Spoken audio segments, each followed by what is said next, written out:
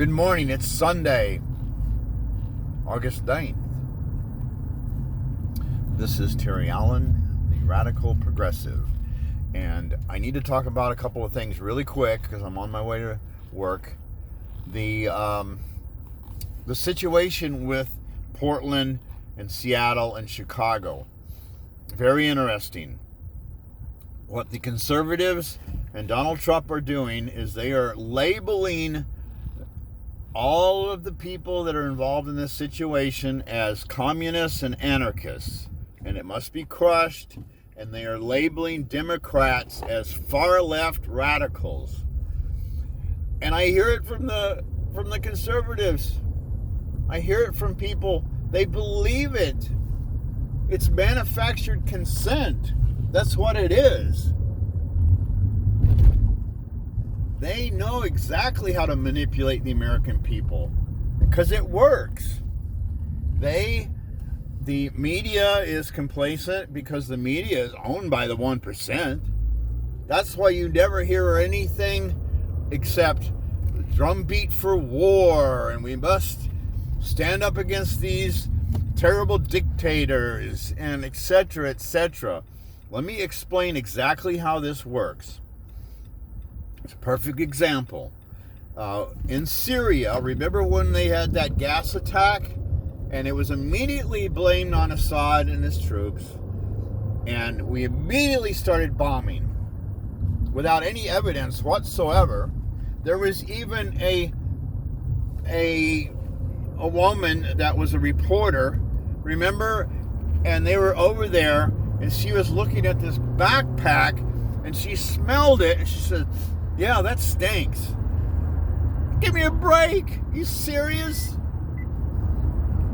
This chemical agent, if it had been used, she would have died. That doesn't stink. Unbelievable. Anyway, later on, it was discovered that Al-Qaeda did it because they knew that the United States would come in and start bombing Syrian troops. They knew that because they know how Americans work. The majority of Americans think on a one-dimensional level. They listen to the media, they parrot, they repeat it as if it's fact, and that's how it works. Now let me explain something. You've got two different levels of how these operations work. First, you've got agent provocateurs. You have agents from the CIA and the FBI that specifically infiltrate these organizations, and they help move these organizations in certain directions. That's how they were able to create the Islamic fundamentalist groups. They were able to infiltrate these groups, and they taught them how to make bombs. These operations happened all the time. There was a retired FBI agent on television. I'm going to find out who it was. I can't remember the name. But he was on television, and he said that in the 60s, the FBI's number one mission was to keep the socialist movement from gaining any power in the United States or winning any elections. That's what it was. He admitted it. Isn't that interesting? And then you've got McNamara's book about Vietnam and how they had faked that incident, which created anger in the American population, which gave the green light to go into Vietnam in the early 60s. This happens all the time for at least 100 years. Well, actually more now, because there's another perfect example. You need to watch an old episode of Blackstone Intelligence. Jake went through this how World War I, this operation worked. The British royal family and other royal families in Europe were scared shitless because of what had happened to the Tsar in Russia.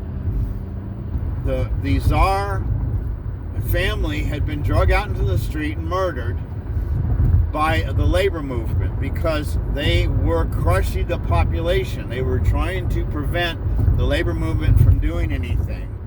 They remember what happened in the French Revolution because they study history. They know what's going on. So they were able to manipulate Germany and Russia to get into a war. They wanted to destroy Germany and Russia because that's where the big labor movements were starting. So what was happening, though, was that the British were losing the war. The Rothschild family, they were Zionists. They had cornered the diamond market in the 1800s and became super wealthy. They had loaned money to the British government to fight the war. So the British were losing. The Germans had offered a peace treaty, but the Rothschilds came in and said, look, we will get the United States in to the war to bail your ass out. Excuse me. But you have to give us Palestine because they wanted to create the Zionist state. So then what they did was, when that agreement was accepted, they owned several newspapers in the United States, and they began printing lies about atrocities that the Germans were perpetrating on British ships and different things. And they created a Pearl Harbor effect in the population, which gave the green light to the government to go into World War I. Before that, the American population was completely against getting into World War I. That was a European war. They didn't want anything to do with it. But once that happened, they got in, and look what happened. They crushed Germany. American troops and the British came in and were able to crush Germany. And then you had the Versailles Treaty, which crushed Germany even more.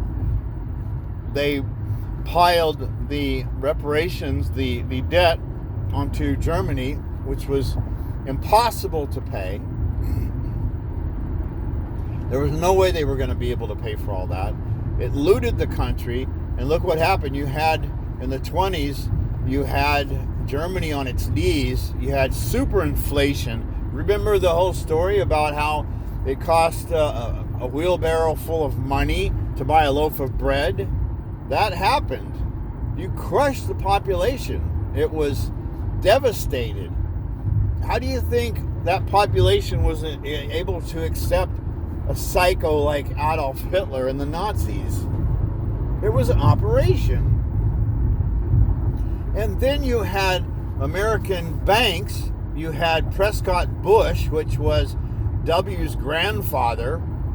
He was arrested because he ran the Harriman Bank out of New York, and they were loaning money to the Nazis.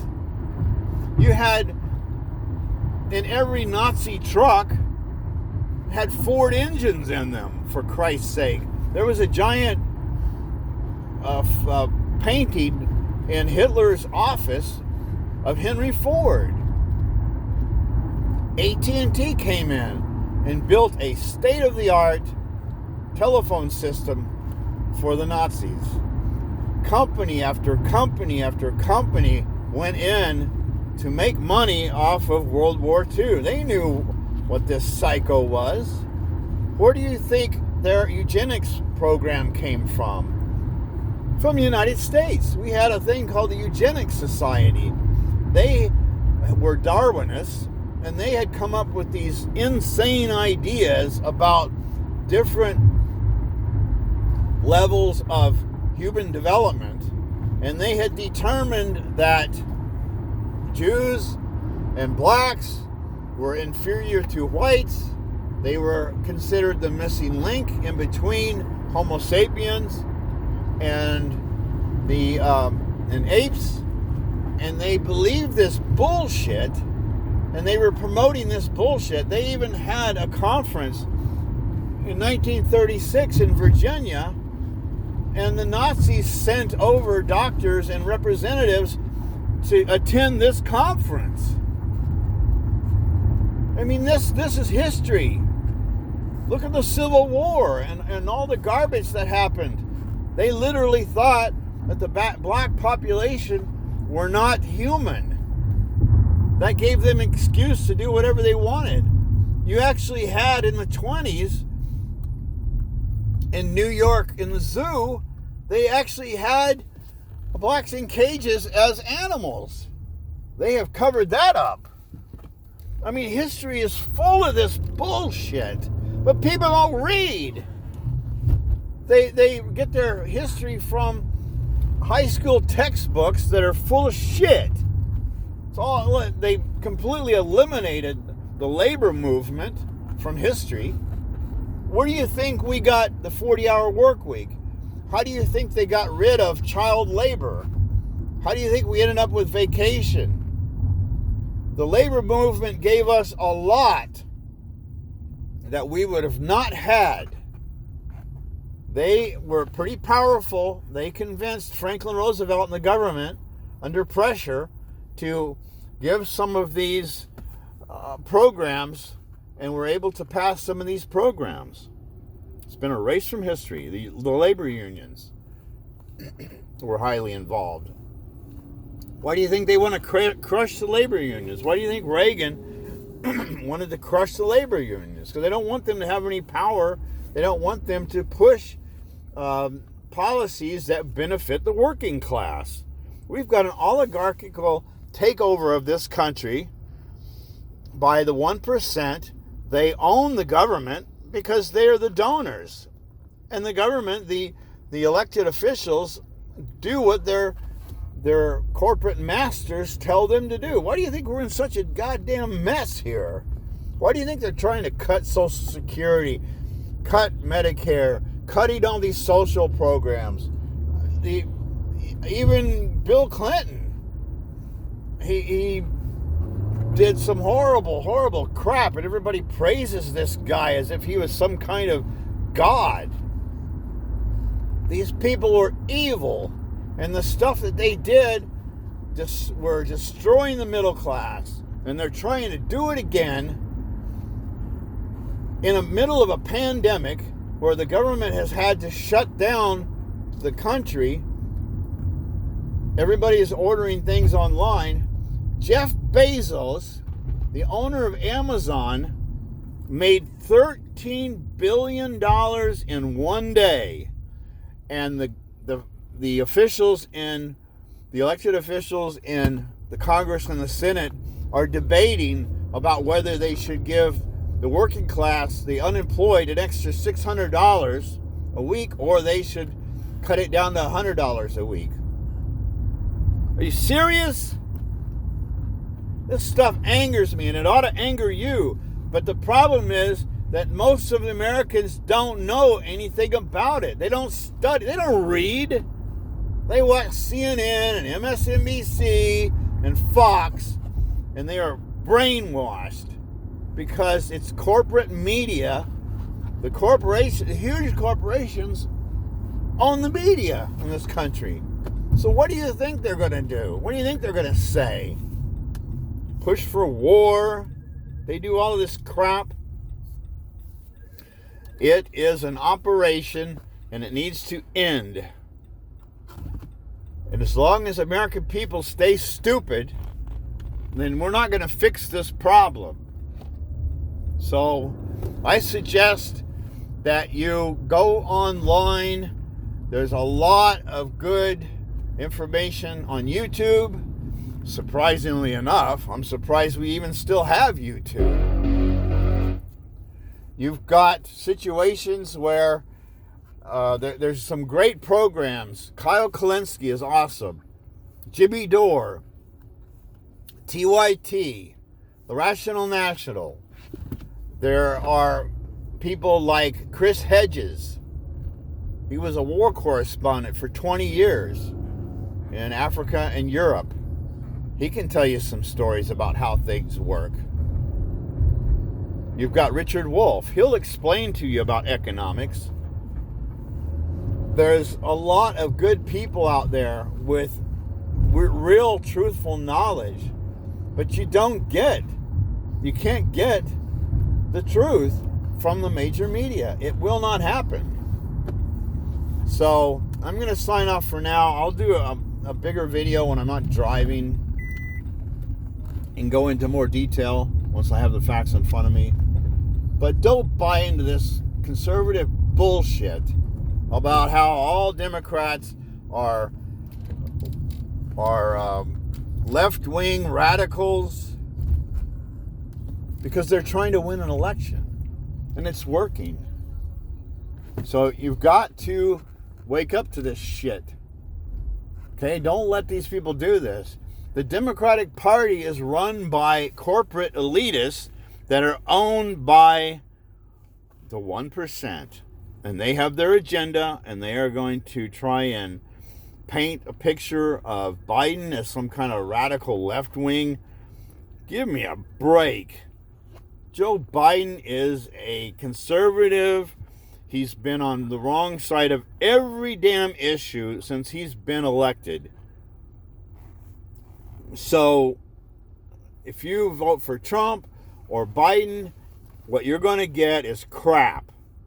You're going to get crap. Either way, nothing's going to change unless the progressives can get in there and take over Congress and the Senate. If we don't do that, nothing fundamentally is going to change, in the words of Joe Biden. So try to have a good rest of your weekend, and I will have a video for you guys on Monday. All right, take care. This is Terry Allen, Radical National. Oops, sorry. Sorry, Dave. Radical Progressive. All right, take care. Bye.